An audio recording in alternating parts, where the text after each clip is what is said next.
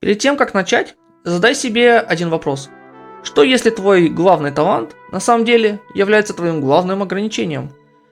Потому что именно с этим сталкивается Сигрика в Wuthering Waves.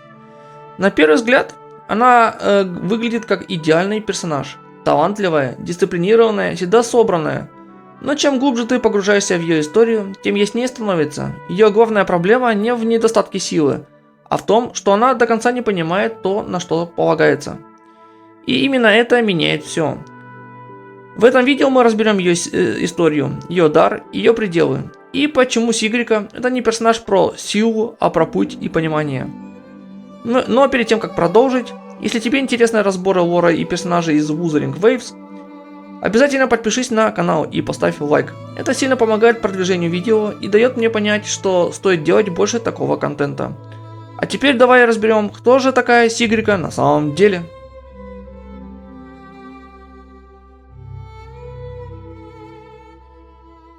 Во вселенной Wuthering Waves Сигрика это не просто персонаж одаренный.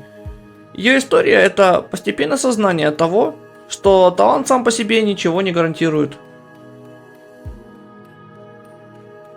В детстве ее жизнь была простой и теплой.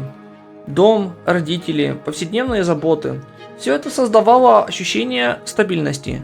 Она возвращалась домой уставшей, но счастливой.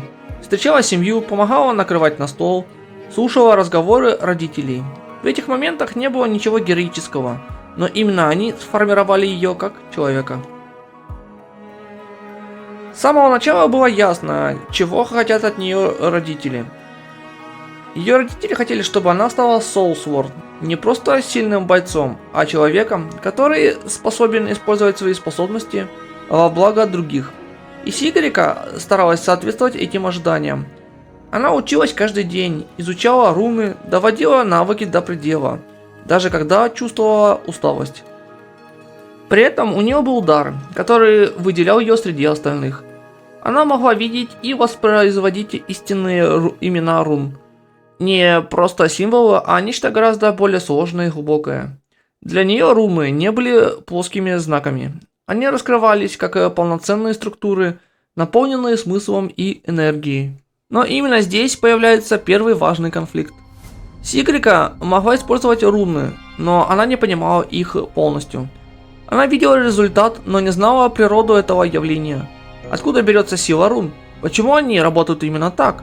Что означает те обрывки смыслов, которые она улавливает, но не может расшифровать? Этот разрыв между способностью и пониманием стал для нее ключевым. Изначально она надеялась, что все изменится после получения благословения реактора. Момент, который символизирует переход во взрослую жизнь. Она ожидала, что с этим придет ясность, но этого не произошло. Ее дар остался тем же самым, инструментом без полного объяснения. И именно в этот момент становится понятно, ее путь не будет простым. Позже, уже выполняя реальные задачи, Сигрика сталкивается с ситуацией, где одного таланта недостаточно. Во время операции с Экзосвормом она вынуждена действовать в условиях ограниченного времени и высокой опасности. Она анализирует поведение противника, строит план, использует руны с максимальной точностью. И все же, этого оказалось недостаточно. Один из ключевых рунных элементов просто не срабатывает. Это критический момент, потому что впервые она напрямую сталкивается с пределом своих возможностей.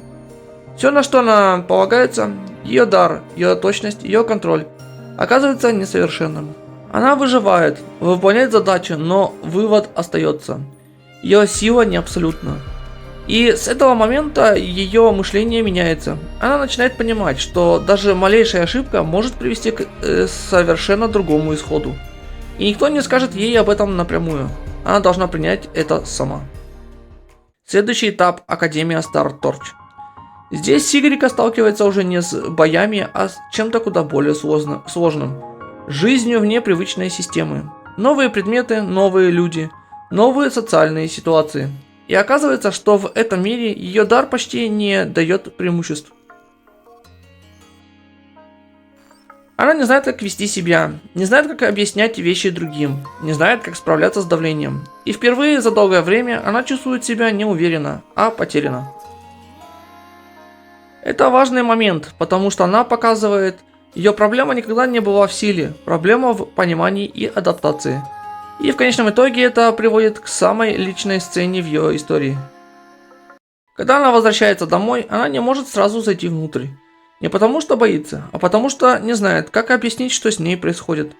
Она привыкла быть сильной, она привыкла соответствовать ожиданиям, и признать, что ей тяжело, для нее сложнее, чем любой бой. Но именно здесь происходит перелом. Она все-таки заходит, и впервые позволяет себе быть честной. Не как Soulsworn, не как одаренный человек, а просто как дочь. И это завершает важный этап ее развития. Сигрика — это персонаж не про силу и даже не про талант. Это история о границах этого таланта. О том, что дар может дать тебе преимущество, но не дает ответов. И о том, что настоящий рост начинается в тот момент, когда ты сталкиваешься с тем, чего не понимаешь, и все равно продолжаешь идти дальше.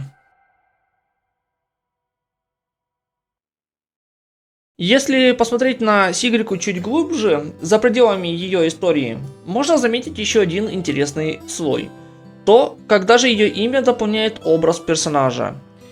Имя Сигрика не случайно звучит так необычно. Оно отсылает к древнескандинавским языкам, и здесь есть сразу несколько возможных интерпретаций. С одной стороны, оно связано с именем Сигрдрива, фигурой из скандинавской мифологии. В древней исландской поэме Сигрдрифумаль это имя принадлежит Валькирии, которую часто отождествляют с Брюнхильдой. Само имя переводится как «та, что ведет к победе» или «несущая победу». И это уже задает определенный контекст. Потому что валькирии в мифологии это не просто воины, это существа, которые выбирают судьбу на поле боя. Они связаны не только с силой, но и с определенным выбором и последствиями. Теперь вернемся к самой Сигрике. Ее имя можно разделить как на две части: Сигр – победа, и Рика – правительница или та, кто обладает силой и властью. В таком случае значение имени можно интерпретировать как владычица победы или та, кто управляет победой.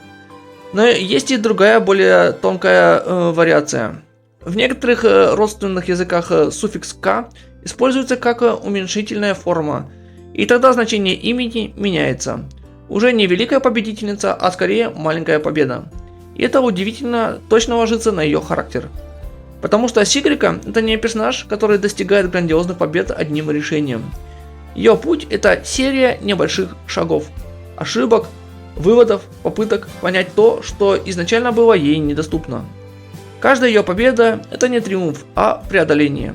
И если вспомнить ее историю, становится понятно, что оба значения имени работают одновременно.